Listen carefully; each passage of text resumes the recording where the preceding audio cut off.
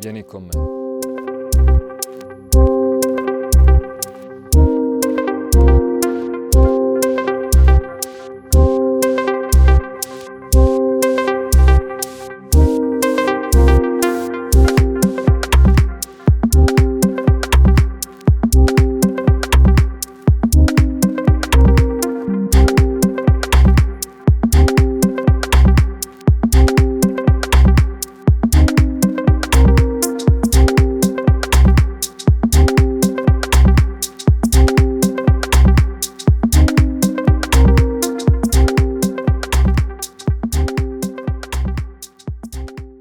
Ma per fare una ricerca simile, che sarebbe durata poi oltre 20 anni, impegnando enormi potenze di calcolo, occorre disporre di fondi che solo una maxi università può mettere sul piatto. E come convincerla?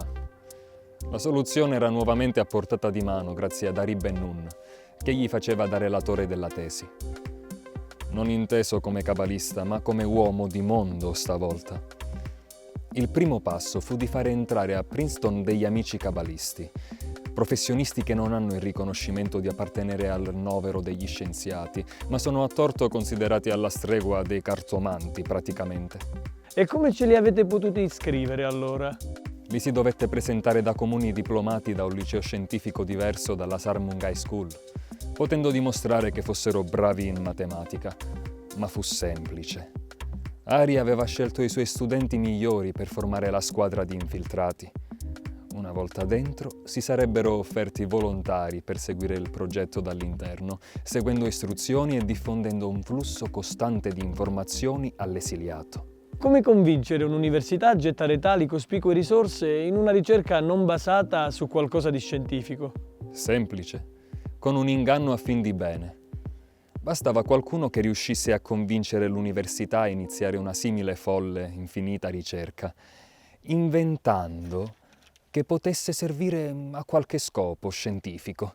L'esiliato era sconfortato, ma quando pose il suo cruccio al suo maestro, Ari Ben-Nun lo rassicurò, con la sua tipica fiducia nei mezzi della provvidenza. E non soltanto quelli. Devi sapere che i cabalisti solitamente hanno degli amici potenti. E perché mai? È lungo spiegare il motivo, ma i cabalisti solitamente hanno amici ricchi e potenti, merito della loro appartenenza ad un popolo meritatamente di successo, che è anche molto coeso e solidale al suo interno. In parte a seguito delle persecuzioni subite nel loro passato, che li uniscono molto. In questo contesto, il cabalista gode di grande prestigio, superiore a quello di un vescovo o di un teologo cattolico, e può contare su almeno un amico potente a cui rivolgersi al bisogno, o alla peggio all'amico di un amico. Ma a che serve l'amico potente, scusa? L'amico potente, quando gli chiedi questo favore, dice al magnifico rettore dell'università: «Guarda, Lawrence, il magnifico rettore, io finanzio l'università di Princeton dal 1985. Lo ricordi questo? Stavolta ti chiedo una cortesia. Mi fareste una ricerca sulla coscienza umana globale?» Il rettore arriccia il naso. Sta soltanto balbettando a bassa voce: «Che caspita è la coscienza umana globale? L'inconscio collettivo, vorrei dire, che già quello nemmeno siamo sicuri esista». Già, per Freud non esisteva nemmeno l'inconscio collettivo. E tu a chi presti più fiducia? A quello che consumava eroina e cocaina o a Jung? Jung? Ok, però l'inconscio collettivo posso pensare sia possibile, ma mica esiste la coscienza umana globale. Scusa, se esiste l'inconscio collettivo, vorrai mica che non esista anche il conscio collettivo, no? Beh, in effetti il ragionamento fila. Sai che non ci avevo mai pensato. Comunque, quando le obiezioni le fai a quello che paga i conti, lui risponde così invece. Visto che quello che caccia i soldi sono io, potrò decidere, una volta, di fare la ricerca che voglio io. O devo finanziare Oxford invece di Princeton. Ma non ha basi scientifiche. Cioè, mi stai dicendo che sono un ignorante, che non sa distinguere cosa è scientifico e cosa no. Chissà se a Oxford mi darebbero anche dell'ignorante. Ma la discussione è già finita. Il magnifico rettore Lawrence sa che non è bene litigare con un pezzo grosso. Così accetta di fare questa ricerca. E poi dicono che certe cose possano accadere solo in Italia. Però scusa, con una ricerca simile e senza la minima parvenza di scientificità, come poteva ottenere il benestare della comunità scientifica? Tocca farla avallare dalla firma di qualche scienziato accreditato. Pagando il giusto si ottiene anche quello. Che uno che abbia qualche conticino da saldare con degli strozzini lo troviamo di sicuro. Forse noi cabalisti, che siamo santi uomini, non saremo anche degli autentici scienziati. Ma ancora più certo è che gli autentici scienziati, a loro volta, non sono sempre dei santuomini. Qualche grana da sistemare nella vita privata ce l'hanno quasi sempre. E così, con i ghematristi già infiltrati a Princeton e i professori messi in riga dal rettore Lorenzo il Magnifico, a Princeton si è imbastito il Global Consciousness Project. Come si sono svolti i fatti? Ecco le istruzioni dell'esiliato, che coordinava dall'esterno questa ricerca sulla distanza tra l'essere e il nulla. Allora, molto semplice. Facciamo produrre a 60 generatori di numeri casuali dei numeri casuali, dislocandoli in 60 posti diversi, ognuno vicino ad un pezzo della coscienza globale collettiva, ok? Ma siamo poi sicuri che ci sia? E questa è la prima premessa che all'Università di Princeton hanno considerato come ipotesi scientificamente possibile. Vuoi sapere più di loro? Semmai il problema è verificare questa ipotesi. Nella Torah risulta che praticamente a livello numerologico la strada da seguire sarebbe questa. Crea dei generatori di numeri casuali, cioè solo degli 1 e degli 0, in lunghe sequenze ma in ordine casuale. Ne fai 60 sparsi per il globo e ordini a questi generatori di numeri casuali di generare sequenze di 0 e di 1 prodotti a caso. Non potrebbero fare altro che dei numeri casuali. Non possono generare numeri non casuali, come non potrebbero fare il caffè, come non potrebbero nuotare, come non potrebbero elaborare un pensiero.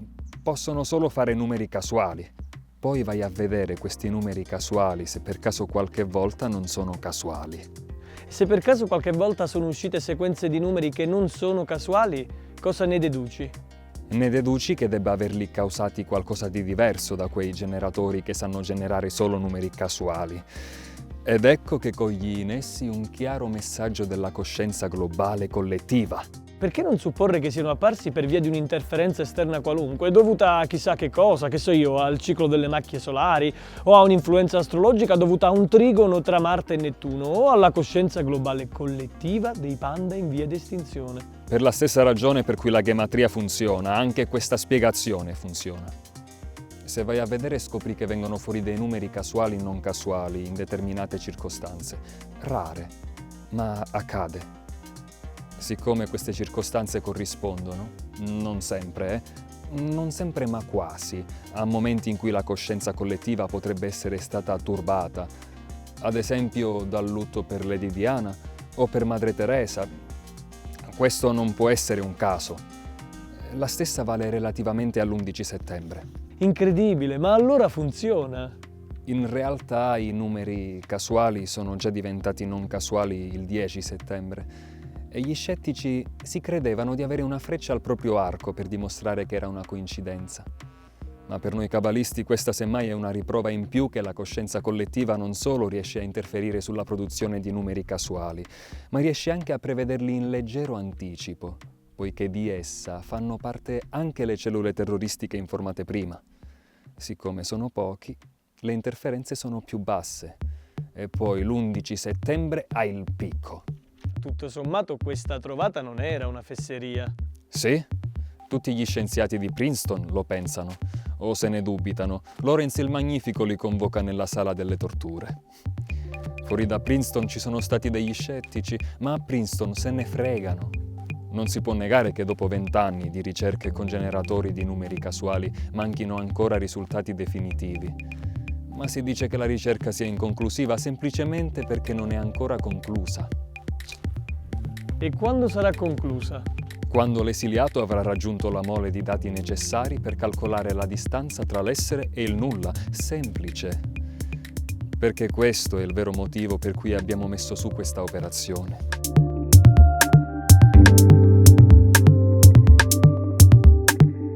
E come fai a calcolare nella tua unità di misura all'interno del nulla la distanza tra l'essere e il nulla? Agisci in questo modo. Prendi tutti i numeri casuali, generati dai generatori di numeri casuali, e cerca gli intrusi. Intrusi? Tutti i numeri casuali non casuali. E quali sono i numeri casuali che non sono casuali? Se è un generatore di numeri casuali, quali io posso dire che non sono casuali? I numeri casuali non casuali sono quelli che ti accorgi, secondo un criterio umano, che non sono casuali. 0, 0, 0, 0, 0, 0, 0, 1, 1, 1, 1, 1, 1, 1 non è casuale. 10, 10, 10, 10, 10, 10? Nemmeno. 1, 1, 1, 1, 0, 0, 0, 0, 1, 1, 1, 1, 0, 0, 0, 0, eccetera, eccetera? Nemmeno. Quindi applichi tale criterio. Fai la media di tutti i numeri casuali non casuali, cioè togli dal caos tutto ciò che non è caos, ok? Bene. E lì hai l'essere, che non è casuale. Fai la media di tutti quei numeri casuali non casuali ed hai l'essere. E poi? Poi calcoli il numero medio di tutti quelli rimasti, levando quelli casuali non casuali, cioè la stragrande maggioranza dei numeri casuali casuali. Essi costituiscono chiaramente il nulla, l'assenza di qualsiasi traccia di segnale o ordine o pensiero. Nulla di nulla che non sia semplicemente il vuoto in cui i numeri casuali possono affondare liberamente fino alle profondità abissali del nulla. Bravissimo! E fai la media di tutti quei numeri casuali casuali ed hai il nulla. Grande! Ma quanto è forte l'esiliato? Ma la soluzione finale qual è? Alla fine calcoli la differenza. Quella è la distanza tra il nulla e l'essere.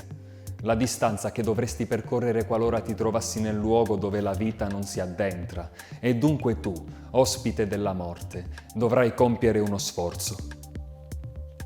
Ma è faticoso? Magari è faticoso. Non vorrei sminuire la difficoltà di deambulare nel nulla, senza nulla su cui poggiare i piedi che a quell'epoca neanche avrai. Infatti vedi tanti neonati dormire 20 ore al giorno, per cui non deve essere stata una passeggiata. Ma la buona notizia è che il nulla è possibile lasciarselo alle spalle se solo si supera una certa distanza. Ma in quale direzione devo andare? Semplice, dove c'è luce. C'è molto buio nel tunnel e la luce è lontana magari, quasi invisibile. Ma anche se è lontana, in mezzo al buio assoluto, è impossibile non vederla. Valle incontro, una nuova vita ti aspetta. Questa dovrebbe essere quella che alcuni chiamano reincarnazione. La resurrezione però è tutto lo sbattone necessario per fare il percorso della morte all'incontrario. E l'esiliato sta finendo di calcolare quale sia questa distanza. Forte, no?